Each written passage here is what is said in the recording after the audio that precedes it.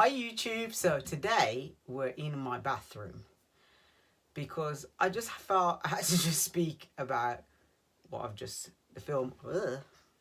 Okay, this is like what happens when you have technical difficulties. Hold on a second. Please bear with me. Okay. So I've just watched Nappily Ever After. The film, I'm assuming sort of like a bit like a autobiography. About a lady's journey with natural hair, and just the whole journey of like her as a black woman with her hair and her family and her mom and issues and relationships, etc. So somebody close to me has read the book and was talking to me about the book. I've never read the book, but I was kind of like, the film's coming out, and then you know when Netflix do like the intro, so I was like, oh, let me watch the trailer. Watch the trailer. I was like, oh yes, they got me with that one. I'm definitely gonna watch that.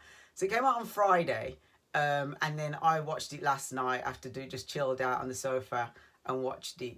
Wow, I'm gonna go order the book now off Amazon. So check the link below. It was deep. There were things that I never even remembered, like as a kid growing up.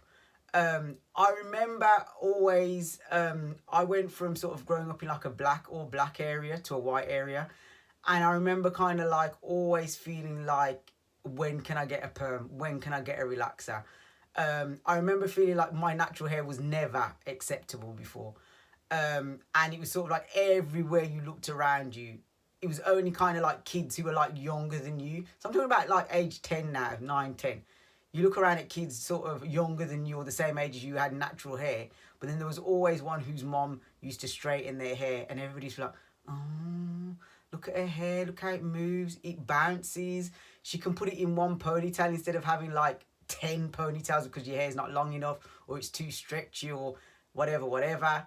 There was all of that. So I definitely, like, that really touched me emotionally. The fact of growing up and not feeling that my hair was just okay. And I think because when I was very small, I was around a lot of black children. The school I went to was majority black, so everybody was kind of the same. That was the norm. When I got to 11 though, I moved to like an all white area in Birmingham, and we were like, black people were like the minority. So it was kind of like, I had like my curly perm then, but my hair was really thick, so it didn't kind of drip or anything, but it just had like a shine. And I just remember feeling like, you go swimming, and it was sort of like the white kids or the white girls particularly used to go swimming and their hair would kind of stay the same. Even when it was wet, they'd just pull it out and just brush it through and plait it and just put an elastic in it. Whereas with me, I especially with the curly perm, you know, like, you got to wash it, you got to condition it. It wasn't long enough to go in one, so it was just fluffy and a bit chlorine smelling, and of course that all dries out your hair, you don't have time to look after it, that kind of thing. So let's fast forward. Then it was a case of, I want a relaxer. I don't want curly perm anymore. Everybody was getting like relaxers. It was like the time of, I remember sort of like the early, sort of like mid 80s. And I still had a curly perm, but then it was sort of like my mom's hairdresser was like, oh no, you got to transition. You can't just like put a relaxer on top of like you having the curly perm. You have to like grow it out. So I spent like a couple of years in braids just to grow out my hair. And I was doing a lot of sports then, so that was fine. But it was just sort of like, I was never satisfied. And it's just like, what is wrong with us people? Like, why are we never satisfied? And then it's just sort of like, the film just made me feel, I don't even know, like all kind of emotional ways. As you can, I mean, I'm not going to I could talk about this forever, but I'm not going to kind of go into every little detail. But my main thing was the thing of not feeling good enough and not feeling satisfied. And it almost brought me to tears, because this is as you can see, I'm natural, but this is my 4th time being natural. The 3 other times previously, the first time I went natural was because I had a really bad relaxer, and literally my hair like just fell out. So I was just like, okay, let's just start again. Then, because I didn't know how to look after my natural hair, of course, I went back to relaxing. Then, the second time I had my relaxer, I just got tired of it. I was like, I want to colour my hair, I want to do all this stuff. I just got tired with it. So, I grew out my hair to natural, coloured it. Then, eventually got bored. Okay, yes, I want to go back to having it relaxed again. got it relaxed again.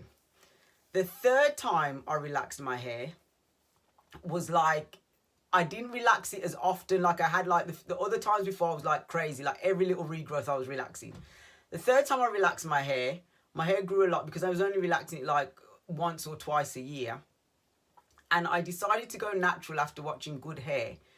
And then just feeling like happened, and then I got pregnant with my son, and I just thought, okay, this is a really good time. Do it for you, do it for the baby. This is a really good time to do it. And it was just like, just mentally, I had to get my head around it. And I think also seeing so many other fabulous women wearing natural hair, short, bold, you know what I mean, long, thick, braided out, bantu, knot out, every kind of hair.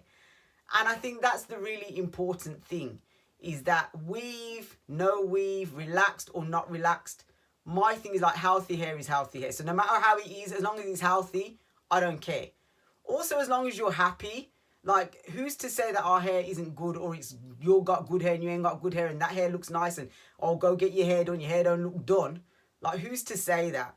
I'm so grateful to say, like, I think that's kind of dying out a lot now.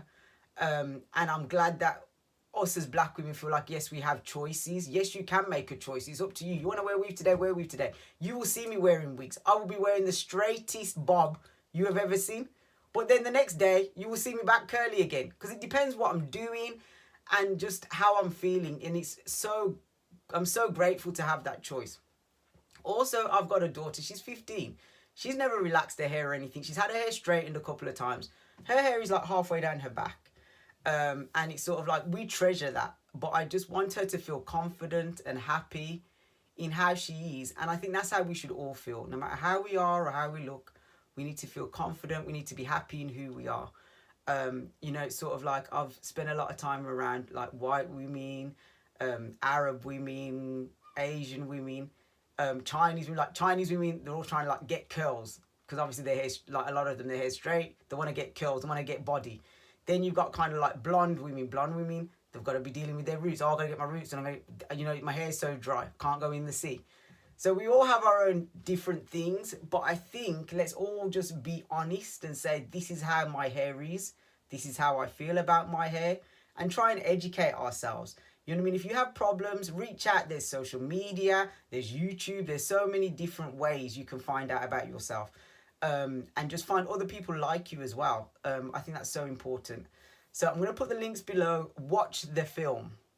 If you're a dad, if you're a mom, if you're a granddad, you know what I mean? Watch the film. Even if you're not black, even if you ain't got afro hair, watch the film.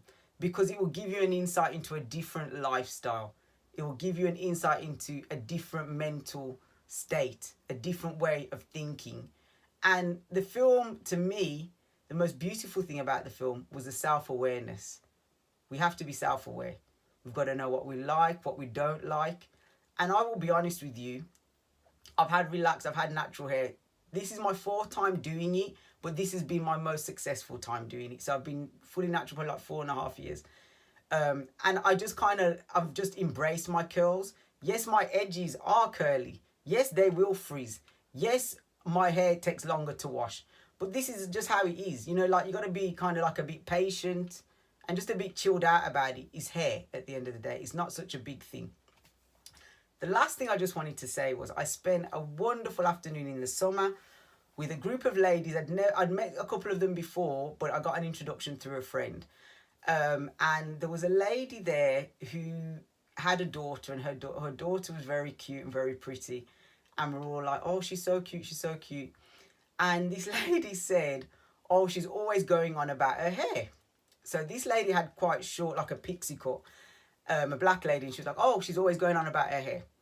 And then I looked at her like, oh, okay. And I said, well, that's natural. Girls want to look a certain way, etc.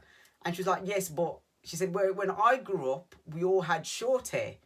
Our mothers, like the place where she's from, the women cut the children's hair regularly, so their hair is very short. She said there are more important things in this world to be worrying about than your hair. Where I'm from, it's about your education, it's about what you're learning, it's about what you're giving, it's about what you're sharing. It's not about what you look like until you get old enough to be able to make those decisions. And for me, I was like, wow. When somebody says something and you're just like, wow. Like, I talk a lot, but I was just like gobsmacked. So I went away and I was like, that is deep. I was like, I wish I knew that when I was little. I wish I knew it wasn't just about my hair, because I've spent thousands of pounds, products, hours, time. Obviously now I'm very different. I'm older, I'm wiser, I know better. I know more. But I think to myself, wow, if you spend that money on your personal development, on your intellect, on your education, on charity, on bettering others, what could I have done? So, to end with, it's never too late. I'm always open to suggestions. I'm open to pearls of wisdom. So, you got anything to say? If you've got a comment about the film, if you've seen the film, let me know. Let's start a discussion. I'm just really grateful. I thank you so much, everybody, for your support. So, like, comment, share, and I look forward to seeing you all soon. Bye.